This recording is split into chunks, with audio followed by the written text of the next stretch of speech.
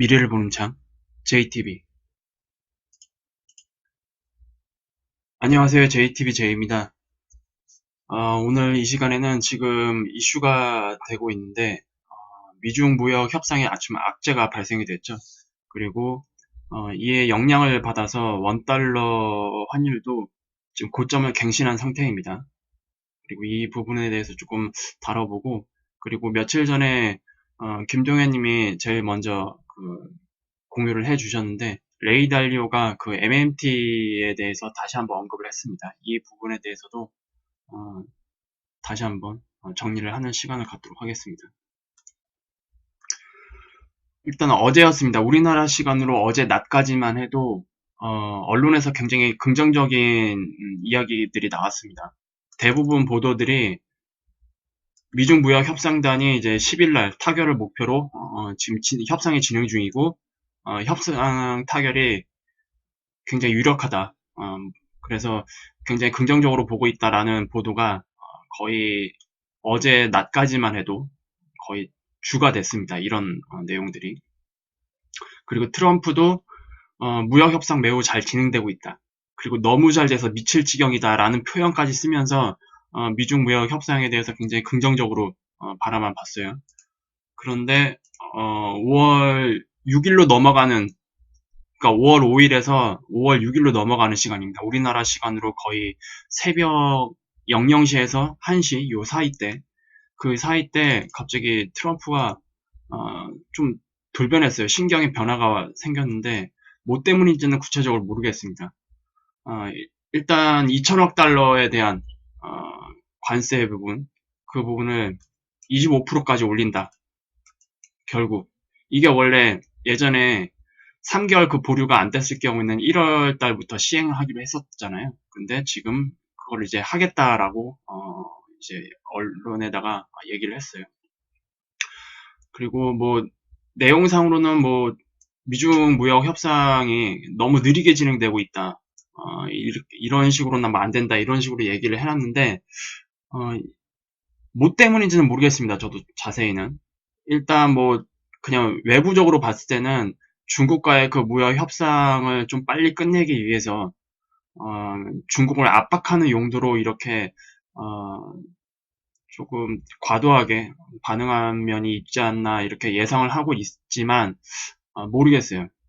단순히 그런 겉보기로 미중 무역 협상을 빨리 끝내기 위해서 중국을 압박하는 용도로 이런 말을 했을까? 이거는 조금 두고 봐야 될 것 같습니다. 그리고 결국 오늘 중국 측에서부터 금주에 있을 그 워싱턴 협상을 취소를 고려하겠다라고 이제 얘기를 하면서 이 문제가 조금 더 악화되는 그런 방향으로 좀 가고 있습니다. 이번 주에 만약에 정말로 워싱턴에서의 그 협상이 진행이 되지 않는다라면은 조금 이게 더 장기화될 수도 있습니다. 지금 여기에는 저번에 언론으로 잠깐 나왔고 제가 그 전에 이란 그 원유 금수 조치 이 부분을 설명할 때 이게 미중 무역 협상에 새로운 변수로 작용할 가능성이 있다고 언급을 해드렸잖아요. 그래서 그 부분이 어느 정도 어떤 방식으로든 좀 영향을 미친 게 아닌가라는 부분도 조금 예상을 해볼 수가 있는데 뭐 자세한 내용은 지금 언론 밖으로 나오지 않고 있기 때문에 뭐 실제 어떤 이야기 때문에 이런 일이 발생한 건지는 잘 모르겠네요. 어쨌든 우리는 일단 결과를 봐야 되니까 이번 주에 워싱턴에서 있을 미중 무역 협상이 진행될지 안 될지 그 부분을 조금 주목을 해볼 필요가 있습니다. 그리고 잠깐 이제 언급을 해드릴게요. 지금 이 소식이 나오고 나서부터 오늘 미국 선물 시장이 개장하자마자 이만큼의 개파락을 만들고 시작을 했고 그 이후부터 계속 하락을 했거든요. 제가 그 토요일 날 설명을 해드릴 때 이 부분이 아직까지 3파동이다. 3파동이다라고 제가 언급을 해드렸습니다. 그리고 이것이 3파동이 아니고 5파동으로 나가려면 더 뻗어 나가야 되는데 결국 3파동에서 이런 급락하는 그 사태를 만들어냈습니다. 그래서 전체적으로 보면은 굉장히 큰 차원의 3파동이 만들어졌습니다. 지금 상황에서 뭐 쭉 빠진다 이거까지는 그렇게 이제 바라볼 수 있는 근거는 없고요. 아직까지 이러한 형태를 만들 수 있을 이런 형태는 가지고 있습니다. 여전히. 그리고 만약에 자 여기다가 이제 선을 그어놨잖아요. 지금 이 부분이 있어요. 이 부분. 여기서 시작된 이 파동의 그 시작된 부분, 이것을 만약에 깨고 내려가는 흐름이 나온다. 그럴 경우에는 상황을 좀 달리 봐야 됩니다. 지금 이 수준까지는 괜찮아요. 아직까지 이 수준까지는 뭐 일반적인 조정 범위에 이제 들어갑니다. 그런데 이것을 깨고 여기까지 이제 이 라인까지 이제 깨버리면은 조금 전체적인 파동 분석을 좀 달리 해야 될 필요가 있어요. 이렇게 되면 조금 큰 차원의 조정이 진행될 가능성이 매우 큽니다. 근데 아직까지 여기까지는 뭐 바로 내려올 가능성을 높게 보진 않아요. 이번 주 그 미중 무역 협상 결과가 좀 중요할 것 같습니다. 어쨌든 미국 증시 같은 경우에는 여기서부터 올라왔던 그러니까 여기죠 여기 여기서부터 그 올라왔던 그 주 내용이 그 미중 무역 협상에 대한 긍정적인 기대감 때문에 많이 올라왔습니다. 뭐 4월달 이쯤부터는 뭐 어닝 시즌에 미국의 그 어닝 시즌 전에 그 호재가 있어서 상승을 했지만 거의 이 상승분의 거의 8할은 미중 무역 전쟁에 대한 기대감이었어요. 근데 이것이 나쁘게 끝난다? 그러면 이 상승 기대감으로 올라왔던 이 상승부터 다 반납해야 됩니다. 방법이 없어요. 그리고 지금 현재 그 경제 상황에서 전 세계가 지금 기댈 수 있는 유일한 부분이 바로 미중 무역 협상이죠. 미중 무역 협상 잘 안 되면 경제적인 면으로 봤을 때도 기대할 게 하나도 없습니다. 그게 굉장히 조금 안 좋은 상황이긴 한데 만약 그렇게 된다면 다시 이머징 마켓부터 해서 상당한 타격을 받을 거예요. 그리고 원달러 환율 같은 경우에도 이건 지금 인베스팅닷컴에서 제공하는 지금 실시간 차트입니다. 1174원까지 찍고 지금은 살짝 내려온 상태입니다. 분봉상에서 보면은 이렇게 보이거든요. 이렇게 갭을 크게 띄었다가 지금 요 위에서 놀고 있습니다. 그리고 직전 고점 자리를 지지하는 모습을 보이고 있죠. 꼬리를 제외했을 때. 그래서 지금 여기서 지금 놀고 있어요. 계속 고점을 높여가는 그런 형태를 보이고 있습니다. 이것도 토요일에 제가 말씀드렸다시피 단기적인 추세는 계속 유지가 되고 있기 때문에 어디서 고점이 나올지는 모르지만 그 이후에 나올 그 조정 그것을 한번 지켜보자고 했습니다. 지금 상당히 지금 가파른 상승세로 좀 올라오고 있습니다. 이게 뭐 어디까지 갈지는 아직까지 예측이 안 되네요. 정말로 여기까지 바로 다이렉트로 갈까? 지금 좀 자세히 그거 보면 이거죠 이거. 정말로 여기까지 다이렉트로 갈까? 거의 1190원 영역대거든요. 만약 여기까지 진짜 다이렉트로 간다면은 그 이후에 조정이 나오더라도 그 조정이 더 큰 상승을 위한 조정일 가능성이 굉장히 커집니다. 이거는 뭐 계속 상황을 지켜볼게요. 어차피 증시나 뭐 원달러 환율 이런 부분은 금요일마다 제가 계속 다루고 있으니까 나중에 한번 지켜보도록 하겠습니다. 그리고 이제 그 김동현님이 처음 이제 공유를 해주셨어요. 그 블룸버그에 있는 내용이었는데 레이달리오가 좋든 싫든 결국 우리는 MMT 같은 것이 이제 좀 맞이하게 될 거다. 이런 식으로 이제 보도를 한 게 있는데 제가 지금 국내 경제 관련 매체에서는 개인적으로 연합 인포맥스를 가장 신뢰를 하고 있거든요. 그래서 여기서도 그 내용을 다뤘더라고요. 그래서 이 부분을 조금 공유를 해드리겠습니다. 헤지펀드 대부로 불리는 레이 달리오 브리지워터 설립자가 미국이 결국 현대통화 이론 MNT를 도입하게 될 것이라고 발언했다. 현대통화 이론이란 정부가 계속해서 돈을 투입해서 일자리를 늘리고 늘어나는 재정 적자를 돈을 찍어서 막는 정책. 한마디로 머니 프린팅입니다. 2008년 그 버냉키가 이제 양적 완화를 시행했을 때 언론에서는 뭐 헬리콥터 머니다라고 언급을 했잖아요. 진정한 의미의 헬리콥터 머니가 이겁니다. 그러니까 자산 매입 형태가 아니라 실제 그 돈을 쓸 그 주체들에게 돈을 직접적으로 뿌리는 것. 이게 진짜 의미의 진짜 헬리콥터 머니라는 그 뜻에 가까운 그런 것이지 않나 생각을 하고 있어요. 그리고 민주당의 그 알렉산드리아 오카시오 코르테즈 민주당 뉴욕 하원 의원과 버니 샌더스 상원 의원 등은 이 이론을 좀 지지하고 있다. 제가 지난번에 말씀을 드렸죠. 이 이론과 관련된 내용에 대해서 제가 108번 영상부터 112번 영상 여러 번을 통해서 왜 이렇게 갈 수밖에 없는지에 대해서 말씀을 드렸습니다.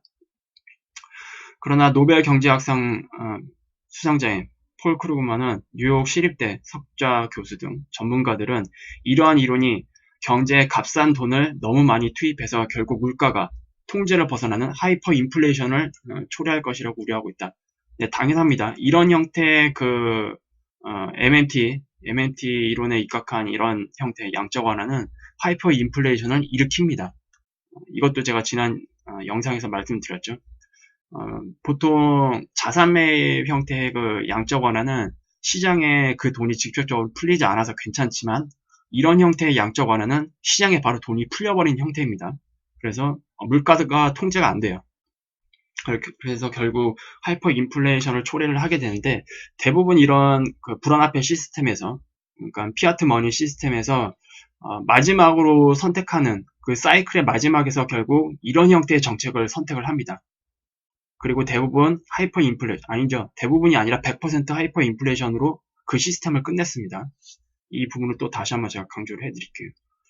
그리고 달리오는 자신의 링크드인 포스트를 통해서 현대 통화 이론이 도입되는 것은 오직 시간 문제라면서 내가 생각할 때 전 세계 정책 당국자들에게 가장 중요한 퍼즐은 통화 정책이 제대로 작동하지 않을 때 경제가 잘 돌아가게 하는 것이라고 말했다. 그리고 달리오는 따라서 통화 정책의 변화는 피할 수 없는 것이라면서 중앙은행이 금리가 제로일 때 양적 완화 정책이 더는 목표 달성을 위해 비효율적일 때도 완화를 원할 시기가 올 것이기 때문이라고 설명했다. 지금 중앙은행 정책이 굉장히 지금 여러 개 제한적이잖아요. 뭐 금리도 그렇게 높지 않고 여전히 불황시대 금리, 굉장히 낮은 금리를 유지를 하고 있습니다. 그럼에도 불구하고 여기서 금리를 더 올리면 이제 경제가 과도하게 이제 반응을 하기 시작하겠죠. 그만큼 경제적으로 봤을 때도 굉장히 체력이 많이 약해진 상태이고 그런데 양적 완화를 또 안 하자니 할 수밖에 없는 상황이고 여러모로 굉장히 구석에 몰려있는 상태입니다. 중앙은행의 그 정책 상황으로 봐서도. 그런데 지난 그 위기와 다르게 이번에는 아주 경제 근본적인 문제가 이제 지금 노출이 되고 있잖아요. 점점점 그 양극화도 문제긴 하지만 소비가 전체적으로 계속 하락하려는 그런 움직임. 그래서 이런 것들은 결국 이제 저성장 시대로 넘어가게 되고 심지어는 마이너스 성장을 바라봐야 될 수도 있습니다. 그래서 이런 문제는 이제 시스템의 근본적인 이제 문제에 우리가 봉착하고 있다라고 이제 봐도 될 것 같습니다. 양적 완화와 금리 인하는 소득계층 아래층에 있는 사람들보다 상위층에 있는 사람들에게 더 도움이 된다. 이 정책들은 자산 가격을 끌어올려서 이미 많은 자산을 가지고 있는 사람들을 돕기 때문이다. 이것도 이미 언급한 부분입니다. 양적 완화가 정말로 돈이 필요한 사람들에게 도움이 되지 않았죠. 그리고 경제적으로도 도움이 되지 않았습니다. 오직 자산 가격 시장에만 도움이 됐었죠. 그래서 자산 가격을 끌어올리면서 이미 가지고 있는 사람들이 더 많이 가지게 되는 그런 효과만 이제 보여줬습니다. 실패한 정책이에요, 사실상 양적 완화. 그래서 2008년 양적 완화를 이제 도입할 당시 연준 내부에서도 양적 완화 반대론자들이 많았습니다. 결국 이것이 뭐 어떤 문제를 일으킬 것인지 이미 다 알고 있었고 그리고 지금의 이런 상황을 우려를 해서 양적 완화를 반대했었는데 그럼에도 불구하고 사실상 그 상황에서는 선택의 여지가 없었죠.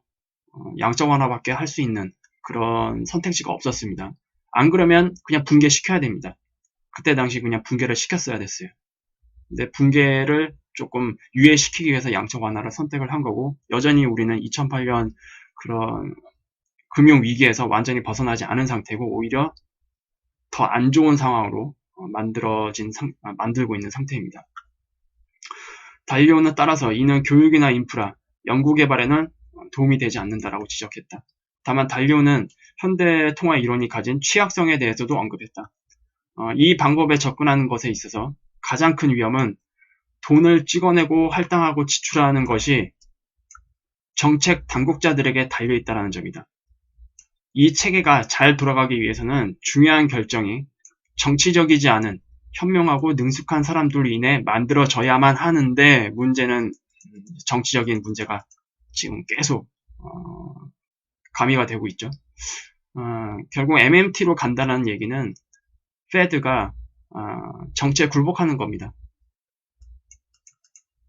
결과적으로는 그렇게 될 수밖에 없어요. 왜냐하면 지금 페드도 MMT에 대해서는 반대를 하고 있거든요. 그리고 순수 경제 전문가, 학자라면은 MMT를 반대할 수밖에 없습니다. 이것이 어떠한 상황을 만들 것인지 이제 뻔하기 때문에. 근데 정치에서는 지금 MMT를 굉장히 선호하는 그런 분위기죠. 그리고 트럼프도 그간 말했던 그런 성향을 보면은 MMT를 조금 추종하는 사람에 가깝다라고 제가 예전에 말씀을 드렸습니다. 그래서 결국 민주당이든 뭐 공화당이든 지금 MMT로 갈 가능성은 굉장히 점점 더 높아진다. 그리고 QE4에는 사용하지 않을 거라고 저는 개인적으로 생각을 해요.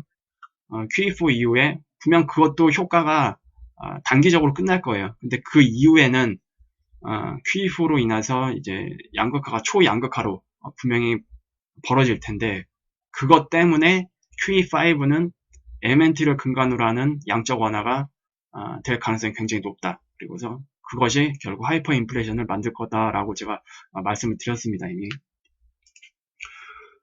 달리오는 이것을 성취할 수 있는 체계가 만들어지는 것을 상상하는 것이 어렵다. 그러니까 이런 거죠. 뭐 중요한 결정이 정치적이지 않은 현명하고 능숙한 사람들로 인해 만들어진다라는 것을 상상하는 것이 어렵다라고 얘기한 겁니다. 결과적으로 이런 좋은 환경은 만들어지지 않는 걸로 지금 예상을 하고 있습니다. 달리오도. 그러나 동시에 우리가 이러한 방향으로 현재 가고 있다는 것은 피할 수 없다. 그래서 이렇게 지금 인터뷰가 마무리되는데, 최근 레이 달리오의 그 링크드인에 보면은 이러한 주제로 글이 올라와 있는 상태입니다. 근데 제가 이거를 가져온 이유는 지금 그림을 보여드리려고 가져온 겁니다. 지금 정부가 지금 돈을 누구에게 나눠주고 있죠?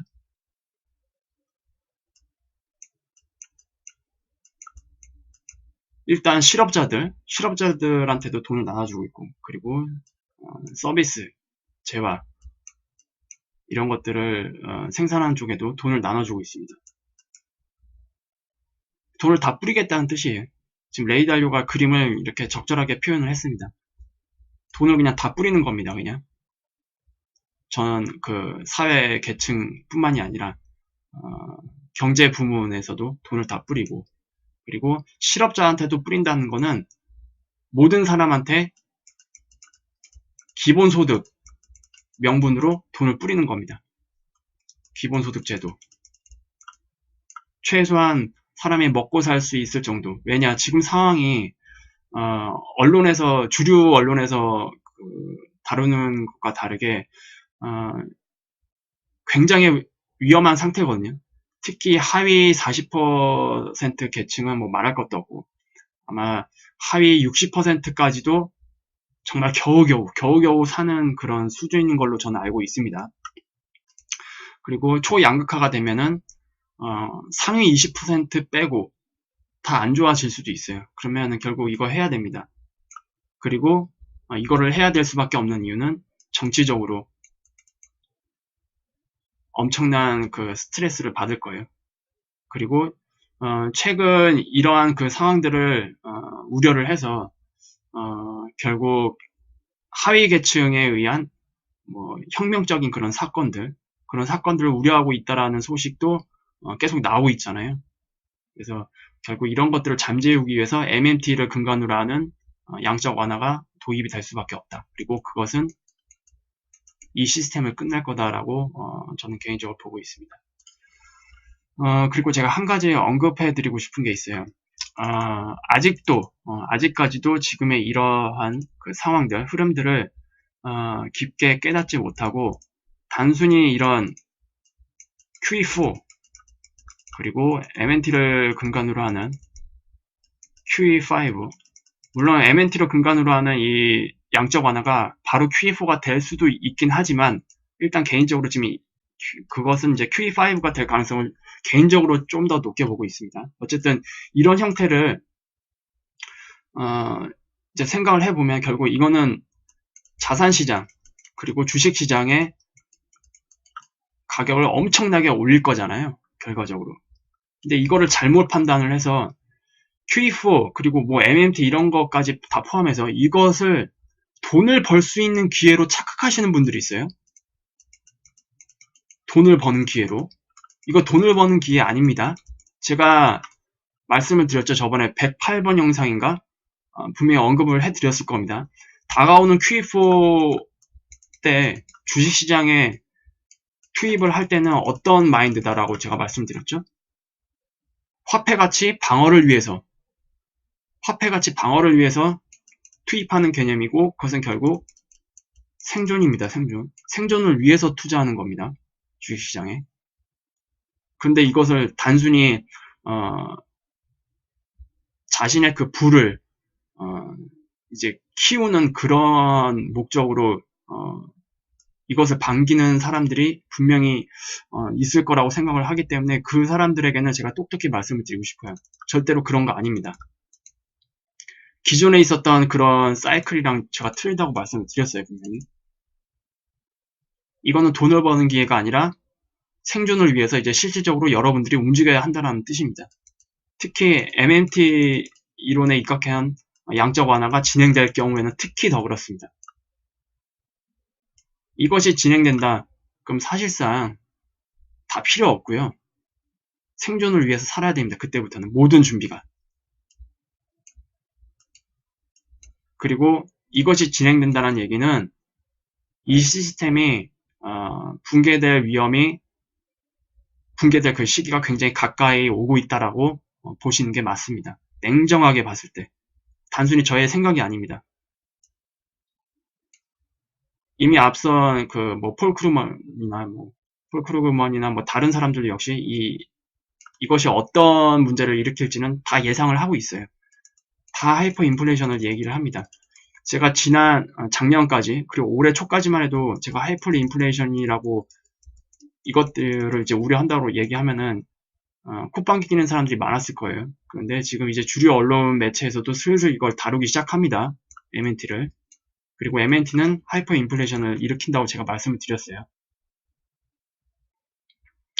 그래서 여러분들도 다시 한번 이것을 올바르게 좀 생각해 볼 필요가 있습니다. 단순히 이거는 돈을 벌기 위한 기회가 오는 그런 상황이 아닙니다. 그거를 이제 똑똑히 다시 한번 이해를 해 주셨으면 좋겠어요. 물론 제 방송을 계속 잘 보고 이해를 해 오신 분들은 이것이 어떤 위험을 가져올 것인지는 충분히 잘 이해를 하고 있으실 겁니다. 그래서 결국엔 뭐 똑같죠. 결론 또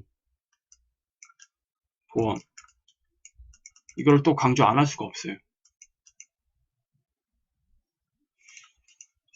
오늘 뭐 대체 휴일인데 어쨌든 대체 공휴일 덕분에 우리나라 시장은 폭락을 조금 면했습니다만 지금 우리나라 시장 같은 경우에는 악재가 미중무역 협상에 대한 이런 악재만 있는 게 아니죠. 지금 대북 이슈도 주말에 나온 겁니다. 토요일날. 이게 토요일날 나온 건데 지금 대체적으로 분석가들이 단순한 발사체가 아니라 탄도미사일에 가깝다라고 지금 거의 이제 결론이 나오고 있어요. 이렇게 되면 유엔 안보리 위반입니다.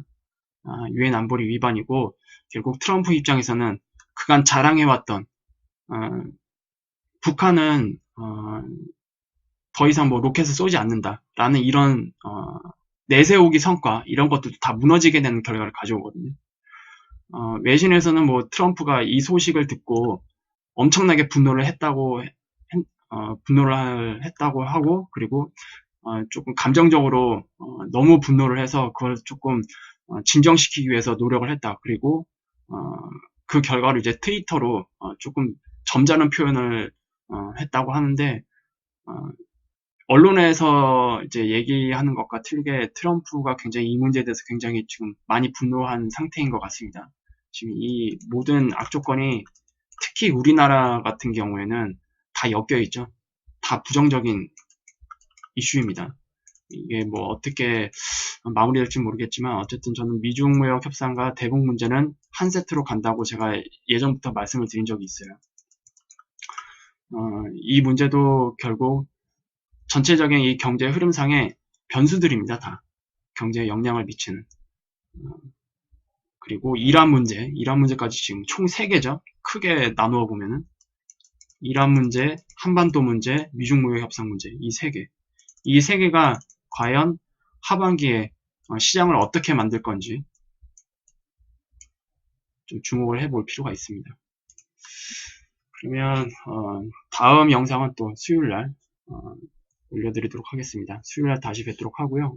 오늘 남은 시간 동안 편하게 휴식을 취하셨으면 좋겠습니다. 감사합니다.